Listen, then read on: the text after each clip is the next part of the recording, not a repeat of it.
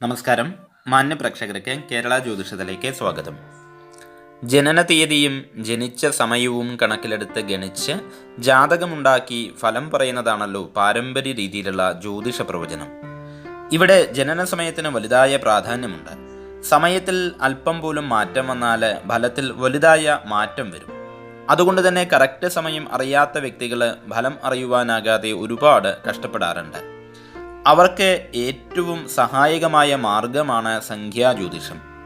അവർക്ക് മാത്രമല്ല, എല്ലാവർക്കും സംഖ്യാജ്യോതിഷത്തിൻ്റെ സാധ്യതകൾ പ്രയോജനപ്പെടുത്താവുന്നതാണ്. ജനിച്ച തീയതി മാത്രം അറിഞ്ഞാൽ മതി. ഫലം കൃത്യതയോടുകൂടി കണ്ടുപിടിക്കാം എന്നതാണ് ഇതിൻ്റെ ഏറ്റവും വലിയ പ്രയോജനം. ഈ ലോകത്തിൽ ജനിക്കുന്ന ഓരോ വ്യക്തിയുടെയും ജീവിതത്തിനെ സ്വാധീനിക്കുന്ന ഓരോ സംഖ്യ ഉണ്ട് എന്ന് ന്യൂമറോളജി പറയുന്നു. ആ സംഖ്യകൾ നമ്മളെ നിയന്ത്രിക്കുന്നു, വഴികാട്ടുന്നു, ചിലപ്പോൾ വഴി തെറ്റിക്കുകയും ചെയ്യുന്നു.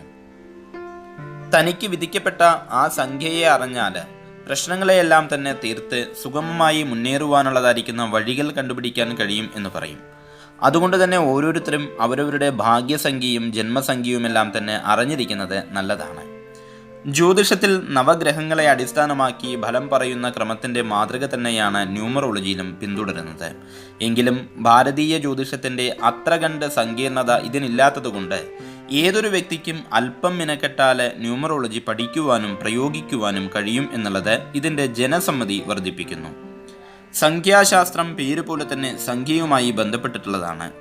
1 മുതൽ 9 വരെയുള്ളതായിരിക്കുന്ന സംഖ്യകളെ അടിസ്ഥാനമാക്കിയാണ് ഇതിൽ ഫലപ്രവചനം നടത്തുന്നത്.